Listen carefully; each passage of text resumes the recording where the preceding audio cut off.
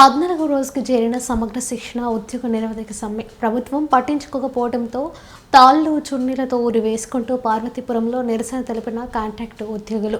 ప్రభుత్వానికి వ్యతిరేకంగా నినాదాలు చేపట్టిన ఉద్యోగులు.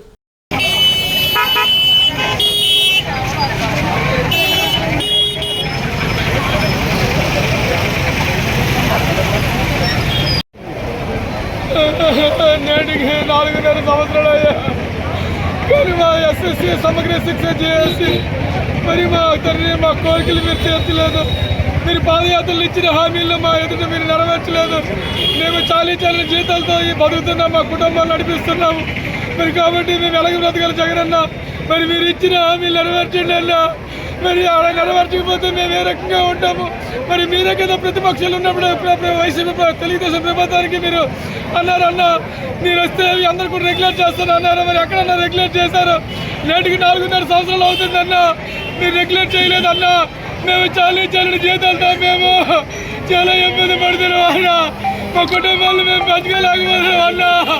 మరి మీరు మమ్మల్ని కాపాడండి అన్నా. మా హామీలు నెరవేర్చండి అన్నా. మాకు రెగ్యులేట్ చేయండి అన్నా. మాకు హెచ్చరి పాలసీ ఇవ్వండి అన్నా. అన్నా మాకు ఎంపీసీ ఇవ్వండి అన్నా. మరి మీరు ఎంతవరకు చర్చలు పిల్లలు అన్నా. మేము బ్రతకడం చాలా కష్టమైపోతుంది అన్నా. మా కుటుంబాలు నడిపించలేకపోతున్నాం అన్నా. మా పిల్లలు సరైన ఆహారం వెళ్ళకపోతున్నాము. మా కష్టం వస్తే ఆసుపత్రికి వెళ్ళలేకపోతున్నాం అన్నా. ఈ చాలీ జీతాలతో మేము ఏ రకంగా బతకాలి Jagananna?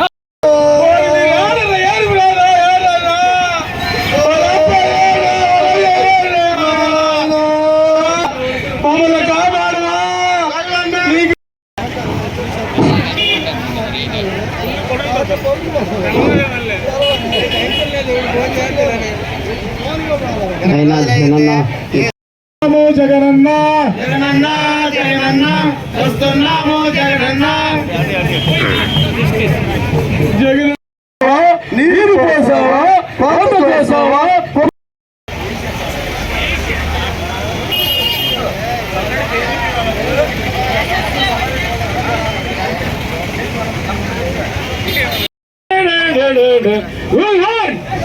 We want justice. We want justice. We want justice.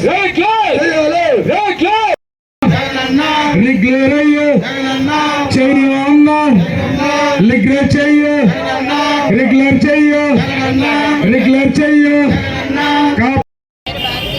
సమగ్ర శిక్ష ఆధ్వర్యంలో గత 14 or 15 ఇయర్స్ నుంచి అందరూ సేవల్ని కొనసాగిస్తున్నాం.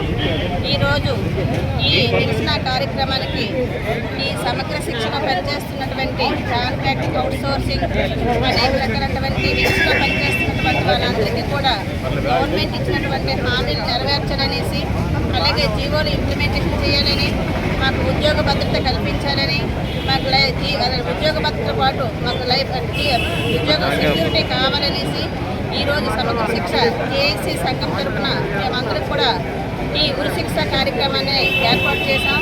కనుక ఈ విద్యాశాఖలో మాకు విలీనం చేసి మాకు తగినటువంటి న్యాయం చేసి గవర్నమెంట్ వచ్చిన తర్వాత 3 జీవోలను ఇచ్చింది కనుక జీవోలన్నీ కూడా ఇంప్లిమెంటేషన్ చేసి ఈరోజు ప్రతి ఒక్కరం కూడా రోడ్డు ఎక్కడానికి కారణం ఏంటంటే గవర్నమెంటే. మాకు సరైనటువంటి టైంకి వేతనాలు ఇవ్వక మాకు ఎన్నో ఇబ్బందులు పడుతుంది. అలాగే మాకు షార్టేజ్ నోటీసులు ఇచ్చింది. అదేవిధంగా చూసుకుంటే మాకు టైంకి జీతం ఇవ్వనటువంటి ప్రభుత్వం మీద మేము ఎన్ని కేసులు వేయాలి? ఇన్ని సంవత్సరాల నుంచి మేము పనిచేసిన గుర్తింపు లేకుండా మాకు షార్టేజ్ నోటీసులు ఇచ్చేసి మాకు అనేక రకాలుగా ఒత్తిడికి గురి చేస్తుంది. అదే గవర్నమెంట్ పైన మేము ఏ విధంగా రిప్రజెంటేషన్ ఇవ్వాలి, ఏ విధమైనటువంటి కేసులు వేయాలి? కనుక ఈరోజు ప్రతి ఒక్కరము కూడా రోడ్డు మీదకి ఎక్కామంటే కడుపు మండి చాలీ జీతాలతో సొసైటీని మేము ఎలాగ బ్రతకాలి, మా పిల్లల్ని మేము ఎలాగ పెంచుకోవాలి? ఈ గవర్నమెంట్ వచ్చి కాంట్రాక్ట్ అవుట్సోర్సింగ్ అనేటటువంటి సిస్టమ్ లేకుండా అందరినీ కలిపేసుకుంటున్నటువంటి చెప్పినటువంటి ఈ ప్రభుత్వం ఈరోజు మమ్మల్ని అందరినీ కూడా తొంగులో తొక్కింది.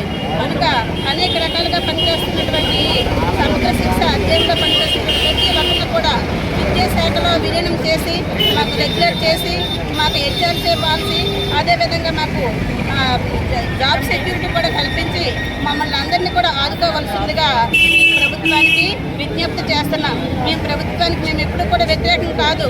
కాకపోతే మాకు ఇచ్చినటువంటి హామీలను నెరవేర్చి మాకు ఇచ్చినటువంటి హామీలను ఏ విధమైనటువంటి పార్లమెంట్ సాక్షిగా నేను వస్తే మీకు ఎటువంటి ఇది లేకుండా కాంట్రాక్ట్ అవుట్సోర్సింగ్ అనేటువంటి సిస్టమ్ లేకుండా మిమ్మల్ని అందరినీ రెగ్యులేట్ చేస్తున్నటువంటి గవర్నమెంట్ ఈరోజు మమ్మల్ని మర్చిపోయి ఈరోజు మమ్మల్ని రోడ్లు పడేసింది కనుక ఈరోజు గవర్నమెంట్కి ప్రశ్నిస్తున్నాం. మీకైతే మేము వ్యతిరేకం కాదు. మా ఇంటి దయించి ఆ సమస్య శిక్ష అధ్యాయంలో పనిచేస్తున్నటువంటి ప్రతి ఒక్క ఎంప్లాయీకి కూడా న్యాయం చేసి ఉద్యోగ భద్రత కల్పిస్తుందని జేఏసీ సంఘం తరఫున ఈరోజు మా విజ్ఞప్తిని వచ్చి విన్నవించుకోవడం అనేది జరిగింది. నమస్కారం.